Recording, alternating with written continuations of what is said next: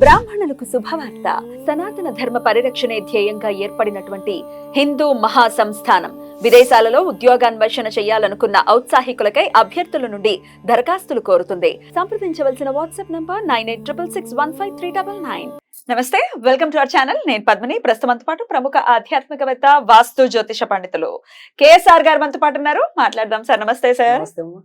ఏమంటే మోసపోవటం అనేది సర్వసాధారణంగా ప్రతి ఒక్కరి జీవితంలో ఈ మోసపోవటం అనే కాన్సెప్ట్ ఉంటుంది కదా, ఎప్పుడో అప్పుడు ఒక లైఫ్ లో వచ్చి వెళ్తుందేమో కదండి. అయితే డబ్బుల విషయంలో గనక మోసపోతే డెఫినెట్ గా చాలా చాలా ఇబ్బందికరమైనటువంటి వాతావరణం అవుతుంది. చాలా మందికి అవుతున్నాయి కూడా.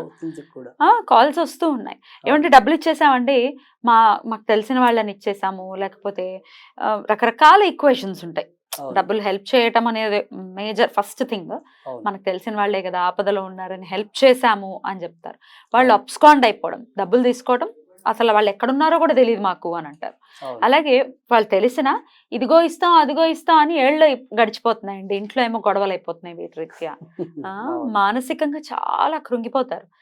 ఇట్లా ఇంకొక కేటగిరీ తీసుకుంటే వడ్డీ వస్తుంది కదా, మనం ఎక్కడికి వెళ్ళక్కర్లేకుండా వడ్డీ వస్తుంది కదా అని అనుకుంటారు. కానీ అసలు మళ్ళీ తిరిగి రావటం అనేది ముప్పు తిప్పలు అవుతూ ఉంటుంది. ఏమంటే ఇట్లాంటివి కూడా జరుగుతూ ఉంటాయి. మరి వీటి నుంచి బయటపడాలి అనుకుంటే గనక, తమ డబ్బులు, తమ కష్టార్జితం ఏదైతే ఉందో వాళ్ళ డబ్బులు వాళ్ళకి రావాలి అనుకుంటే గనక ఏదైనా పవర్ఫుల్ రెమెడీ ఉందా చేసుకునే విధంగా? తప్పకుండా. ఇక్కడ మామూలుగా ఏంటంటే, మనం ఒకసారి వీటిలోకి వెళ్తే కనుక, ఒకసారి జాతకం బట్టి వెళ్తే కనుక, మన దగ్గరికి ఎవరైనా వచ్చినప్పుడు ఏంటంటే ఖచ్చితంగా వాళ్ళకి బయట నుంచి రావాల్సిన డబ్బులు సక్రమంగా వస్తాయా లేవా, తర్వాత మనం ఎక్కడైనా సరే ఇన్వెస్ట్మెంట్ చేస్తే కనుక అది లాభం వస్తుందా లేదా, ఇలాంటివి అష్టమ లాభాధిపతులతో సంబంధం ఉండాలి. చూస్తాం. సో అష్టమాధిపతి ఎప్పుడు కూడా బయట నుంచి రావాల్సిందే. అంటే మనం పాత రోజులు అంటే వాళ్ళు కొద్దిగా ఈ కట్నాలు తీసుకోవటం పుచ్చుకోవటం అనేది కొద్దిగా తక్కువ ఉంది. కానీ మామూలుగా అంటే ఒక వ్యక్తికి కట్నం ఎక్కువ వస్తుందా లేదా అనేది కూడా దాన్ని బట్టి చెప్పగలిగే రోజులు అవి. సో దానికి ఏదైనప్పటికీ కూడా ఈ అష్టమ స్థానం అనేది ఇంపార్టెంట్ ఉంటుంది. సో అష్టమ స్థానంలో మనకి పాపగ్రహాలు ఉన్నప్పుడు బయట నుంచి రావాల్సిన డబ్బులు రావటం అనేది కష్టం. తర్వాత వచ్చేప్పటికి ఇన్వెస్ట్మెంట్లు అంటే లేదు, కొంతమంది చీటీ పాటలు పాడి మోసపోతుంటారు ఊరికే. చీటీలు పాడి కూడా. అవునండి, అది ఇన్ని నెలలు కట్టేసామండి. నాకు వైజాగ్ నాకు తెలిసి అన్ని ఎక్కువ అలాంటి కేసులే ఉంటాయి. దాన్ని ఎట్లా సాల్వ్ అవుతాయండి అవి? అది మనం కొన్ని ఇలాగే చెప్తూ ఉంటాము. కాకపోతే ఇక్కడ నేననేది ఏంటంటే, మనకి జాతకం ఉన్నప్పుడు ఏంటంటే వాళ్ళకి మొదటే మనం మార్గనిర్దేశకం కొంతవరకు చేయగలుగుతాం. చెప్తారు ఏమంటే దీని జోలికి ఎట్టి పరిస్థితుల్లో వెళ్ళొద్దు అని చెప్పి. కానీ సరే ఇచ్చేసిన వాళ్ళు మా పరిస్థితి ఏంటంటే అడిగేవాళ్ళు ఎప్పటికప్పుడు మామూలేగా. ఇప్పుడు మన దగ్గర కూడా పోగొట్టుకున్నాక వస్తారు, కానీ పోయే ముందు ఏమని నేను పెట్టుబడి పెట్టాలా అని అడిగేవాళ్ళు తక్కువ. అడగరు కదా అన్ని. మరి దీపాలు ఆరిపోయాక వెలిగించాడు అంటారు. సో అందుకని ఇక్కడ కొద్దిగా ప్రాబ్లం ఉంటుంది. ఎందుకంటే ఇవాళ మనం చూసినట్టయితే మీరు చెప్పినట్టు ఏంటంటే, ఏదో ఒక డైలాగ్ అన్నట్టు నమ్మించోటే మోసం ఉంటుంది అన్నట్టుగా మనకి ఖచ్చితంగా నమ్మకుండా మోసం జరగటం అనేది అసాధ్యం. ఎందుకంటే వాళ్ళ పాపం సొంత ఫ్రెండే అని ఇచ్చిన సందర్భాలు ఉంటాయి. లేదా అంతకితో ఆ ఫ్రెండే ఒకటి రెండు సార్లు వీళ్ళు చిన్న మొత్తాలతో ఆదుకుంటే ఒకేసారి పెద్ద మొత్తంతో పారిపోయే వాళ్ళు ఉంటారు. అవునండి, అప్పుడు ఇచ్చారు కదా అని ఇచ్చేస్తూ ఉంటారు. కూడా మోసపోయే వాళ్ళు చాలా మంది ఉంటారు. సో ఇంట్లో వాళ్ళు కూడా చేస్తారండి ఇది, బయట వాళ్ళు కూడా కాదు. అటు భర్తకు తెలియకుండా ఏ స్త్రీ ఆడవాళ్ళు ఇప్పుడు నా దగ్గర అలాంటి ఇంకా 2-3 ఆడవాళ్ళు ఉన్నారు. వాళ్ళు అలా అసలు అంటే కొంతమంది మీకు ముఖ్యంగా చెప్పాలంటే ఈ పాలనలో వీళ్ళు భర్తలు ఉంటారు కదా, వాళ్ళు వీళ్ళకి పంపిస్తారు కదా, అందులో పాపం వీళ్ళు మిగుల్చుకుని అప్పులు ఇచ్చే వాళ్ళు ఉంటారు. అవును, ఎవరికైనా ఇస్తే ఎంతో కొంత వడ్డీ వస్తుంది. అసలు అలా వడ్డీ తీసుకోవచ్చా అండి? అంటే వడ్డీ అనేది ఎప్పుడైనా సరే ధర్మ వడ్డీ అయినప్పుడు ఓకే, కొంతవరకు. ఇప్పుడు మనం ఎక్కడైనా సరే మనం డబ్బు అనేది బ్యాంకులో వేసిన ఆ వడ్డీకే కదా. అది ఓకే. ధర్మ వడ్డీ అంటే ఎంత తీసుకోవడం? ధర్మ వడ్డీ అనేది మాక్సిమం ₹2 అంటే ₹2 లోపు. కానీ ఇక్కడ ఇవాళ మనం ఈ లోన్ యాప్లు ఇవన్నీ చూస్తే మరి ఎంత వికృతంగా వాటిలో పడి కోట్లు నష్టపోయిన వాళ్ళు ఉన్నారు. కనుక మనకి ఏంటంటే ఎప్పుడైనా సరే నమ్మే చోట మోసం ఉంటుంది అనేది యథార్థం. కనుక మనం జాగ్రత్తలో ఉండటం అనేది ఒక పద్ధతి, అది రైటే. కాకపోతే అయినప్పటికీ కూడా మరి మోసపోయిన వాళ్ళకి మనం ఏదో ఒక పరిష్కారం అయితే చూపించాలి, ఎంతో కొంత వాళ్ళకి మేలు జరిగేలాగా అనేది అయితే చూడాలి. ఎగ్జాక్ట్లీ.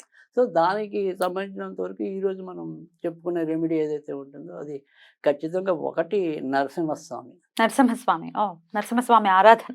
అంతేగా. ఉమ్. సో నరసింహస్వామి కరావలంబ స్తోత్రం అనేది ఆగకుండా 40 రోజుల పాటు చదవాలి. సో చదివి తర్వాత వచ్చేప్పటికి ప్రతిరోజు కూడా ఎంతో కొంత పానకం నివేదన చేయాలి. ఈ రకంగా చేస్తూ ఇక్కడ ఇప్పుడు నేనేదైతే చెప్పేది ఏదైతే ఒక చిన్న మంత్రం ఉంటుందో ఆ మంత్రాన్ని వీళ్ళు ఈ 40 రోజులు కూడా కనీసం 54 సార్లు అంటే అర్ధమాల, ఓపుకుంటే పూర్ణమాల 108 చదువుకుంటూ రావాలి. అదొక పద్ధతి. సరే ఇక లాస్ట్ స్విచ్ వర్డ్ అనేది తప్పకుండా దాన్ని కూడా ఇస్తాను. చెప్తారు. సో ఇక్కడ నరసింహస్వామి దగ్గరికి వచ్చేప్పటికి మాత్రం ఓం శ్రీం క్లీం గ్లౌం, ఓం శ్రీం క్లీం గ్లౌం. రైట్. సో ఓం శ్రీం క్లీం గ్లౌం వరాహ నరసింహస్వామినే నమః. వరాహ నరసింహస్వామినే నమః. అది ఓం శ్రీం క్లీం గ్లౌం వరాహ నరసింహస్వామినే నమః. ఉమ్. అందుకని వీళ్ళు ఏదైతే ఉందో అది చెప్పుకోవాలి. తర్వాత రెండోది ఏంటంటే ఇప్పుడు వీళ్ళకి రావాల్సిన మొత్తం ఎంత ఉందో ఉమ్. ఈ 40 రోజులు కూడా ఒక చీటీ రాసి ఆయన దగ్గర పాదాల దగ్గర ఉంచేయటమే. ఉమ్. అది తీయకూడదు. ఓకే. ఎలా రాయాలంటారు? అది ఇప్పుడు వీళ్ళకి రావాల్సిన అమౌంట్ 8 కోట్లు అనుకోండి, 8 లక్షలు అనుకోండి, 10,000 అనుకోండి. ఇప్పుడు నాకు ఫలానా వ్యక్తి నాకు ఇవ్వాలి, సే ఒక సురేష్ అనే వ్యక్తి నాకు అది ఎంతో ఇప్పుడు ఇవ్వాలి. మనకి ఏంటంటే ఇక్కడ పేర్లు అనేది ఇప్పుడు సపోజ్ అవసరం లేదా? మనం 4గురికో 5గురికో ఇస్తే 4-5 పేర్లు అనేది ఉంటుంది. సో అలా కాకుండా ఓవరాల్ గా మనకి రావాల్సిన మొత్తం డబ్బు అన్నా అదే కదా. నాకు బయట నుంచి ఫలానా 10 లక్షలు రావాలి. రైట్. అంతే చాలు, పేర్లు అనవసరం. ఓకే. సో పేర్లు అవసరం లేదు, మనకి రావాల్సిన అమౌంట్ వస్తే మనకి చాలుగా. Right. అది 10 లక్షలు రావాలి, అలా వచ్చేలాగా నన్ను ఆశీర్వదించు స్వామి. ఆ అంతే. సంకల్పం చెప్పుకోవటం. ఉమ్. ప్రతిరోజు కూడా ఇందాక చెప్పినది ఏదైతే ఉందో అది చదవటం. ఉమ్. తర్వాత అది బెల్లం Paper. నీరు నివేదన పానకం. పేపర్ మీద ఏ కలర్ పెన్ తో రాయమంటారు? ఇది ఖచ్చితంగా మనకి అప్పులకి సంబంధించినంత వరకు కూడా ఎరుపు కలర్ ఎప్పుడు వాడాలి. Red colour. ఒక వైట్ కలర్ పేపర్ మీద రెడ్ కలర్ పెన్ తో ఖచ్చితంగా చక్కగా రాసేసి ఇంకా వాళ్ళకి ఓపిక ఉంటే కనుక వాళ్ళ యొక్క ఉంగరం వేలు కింద అంటే ఎడమ చేతి ఇది ఉంగరం వేలు ఇక్కడ 3 ఆర్లు వేయాలి. 666. ఓకే.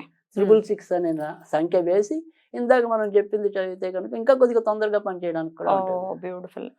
ఇది కూడా బాగా వర్కౌట్ అవుతుంది. అయితే పేపర్ మీద రాసేసి నరసింహస్వామి పాదాల దగ్గర అది పెట్టేయమంటున్నారు. 40 రోజులు అలా ఉంచేది. అయిపోయిన తర్వాత ఆ పేపర్ ఏం చేయాలండి? ఆ పేపర్ని ఎప్పుడైనా సరే 40 రోజులు అయిపోయాక ఏదైనా దేవాలయం గుడిలోనే మనం చెట్టు దగ్గర వేసేయటం లేదా నీళ్ళల్లో కలిపేయటమే అలా చేయొచ్చు. అలా చేయొచ్చు. సో అది ఖచ్చితంగా వీళ్ళకి అంటే సపోజ్ ఇప్పుడు 10 లక్షలు రావాలనుకోండి, కనీసం కొంత 3-4 లక్షలు అలా ముందైతే సర్దుబాటు అవుతుంది. అంటే ఒక్కొక్కటి ఇప్పుడు మనకి ఏమవుతుందంటే ఈ అష్టమ స్థానం అనేది ఎందుకంటే ఇప్పుడు సపోజ్ కర్కాటక లగ్నం ఉందనుకోండి, ఈ కర్కాటక లగ్నం వాళ్ళకి ఖచ్చితంగా ఇవ్వకూడదు అసలు. కానీ కర్కాటక లగ్నం వాళ్ళకి అసలు డబ్బులు ఇవ్వకూడదు. కాదు, కర్కాటక లగ్నం వాళ్ళు ఇవ్వకూడదు. లేదా కర్కాటక రాశి అనుకోండి, వాళ్ళు ఇవ్వకూడదు. కానీ అత్యధిక భాగం కర్కాటక లగ్నం లేదా రాశిలో వాళ్ళు ఈ ఫైనాన్స్ వ్యాపారాలు చేసే వాళ్ళు కూడా ఉంటారు. వాళ్ళే ఇబ్బంది పడుతూ ఉంటారు. ఎందుకంటే వీళ్ళకి ఏమవుతుందంటే శని అష్టమాధిపతి అయినప్పుడు అవి మనకి పుల్స్ లో పడినట్టు ఉంటాయి డబ్బులు. అంటే మీరు 1,00,000 ఇచ్చారు, వాడు ఇస్తాడు, అసలు ఇవ్వకుండా ఉండడు. మనకి శని అక్కడ బాగుంటే అది 1000 వచ్చి 2000 వచ్చి వాడికేమో బాకీ తీర్చినట్టు ఉంటుంది, మనకు ఉపయోగపడదు. మనం ఏం చేయాలి? చిల్లర అలా ఇచ్చే వాళ్ళు కూడా ఉంటారు కొంతమంది. ఆ నిమిషానికి మనం తప్పించుకోవడానికి ఒక 10,000 5,000 ఇచ్చి సార్ ఇంకో 2 నెలలు ఇస్తాను, నెలలో ఇస్తాను వాళ్ళు ముందు 5,000 వచ్చింది, కానీ వాడికేమో తీరుస్తూ ఉంటాడు. మనకి అది ఎందుకు ఉపయోగపడదు. అవును, మనం ఖర్చు పెట్టేస్తాం. వాళ్ళు ఖర్చు పెట్టి 5,000 అయిపోతూ ఉంటుంది, పులుసులో పోయిందంటాం. సో అందుకని ఈ వాళ్ళకి ఇబ్బంది ఉంటుంది. అలా ఈ అష్టమాధిపతి ఇబ్బంది ఉన్న వాళ్ళకి అది కొద్దిగా మన ప్రికాషన్స్ అనేది ఉంటుంది. బట్ ఎందుకంటే నేను చెప్పేది ఏంటంటే ఒకవేళ ఇన్ కేసు మనకు అలాంటి వాళ్ళు తెలిసారు అనుకోండి, ఆ డైరెక్ట్ గా అష్టమాధిపతికి సంబంధించిన గ్రహాన్ని యాక్టివేట్ చేస్తాం. ఎగ్జాక్ట్లీ మన జాతకం చూసుకుంటే కరెక్ట్ గా గ్రహాన్ని యాక్టివేట్ చేస్తే కొద్దిగా మనకి తొందర ఫలితం ఉంటుంది. సో అదొక పద్ధతి. సరే, ఇంకా మామూలుగా స్విచ్ వర్డ్ అనేది వచ్చేప్పటికి ఏంటంటే ఇది ఉత్తరముఖంగా కూర్చోవాలి, దక్షిణంలో కూర్చొని ఉత్తరాన్ని చూడాలి. సో గార్నెట్ కీ, గార్నెట్ అంటే GARNET, garnet key, okay, KEY అంతే. అది ఇందాక చెప్పినట్టు 108 సార్లు అనేది చదువుకోవాలి. ఇంకా మిగతా ప్రొసీజర్ అంతా మామూలు, అది కూడా వాళ్ళ కాగితం మీద రాసుకోవచ్చు. ఎడమ చేతి ఉంగరం వేలు కింద కూడా రాయొచ్చు. మిగతాదంతా సేమ్ ప్రొసీజర్. డెఫినెట్లీ ఇవన్నీ చేసుకుని డెఫినెట్ గా వాళ్ళ డబ్బులు ఏవైతే ఉన్నాయో, ఇరుక్కుపోయి ఉన్నాయో, ధర్మబద్ధంగా సంపాదించుకున్న డబ్బులు ఏవైతే ఉన్నాయో అవి డెఫినెట్ గా తిరిగి వెనక్కి రావాలి. డెఫినెట్ గా ఆ క్షోభ నుంచి బయటపడాలి మన వాళ్ళని. కొంత కనీసం ఉమ్. ఉపశమనం వెంటనే లభించాలి. ఖచ్చితంగా లభించాలన్న అదే. ఉద్దేశంతో మిమ్మల్ని అడగడం జరిగింది. Right. మంచి విధానాలని చెప్పారు కాబట్టి డెఫినెట్ గా ఇవి ఉపయోగపడాలి మన వాళ్ళకని మనస్ఫూర్తిగా కోరుకుంటూ కృతజ్ఞతలండి. Thank you. నమస్కారం.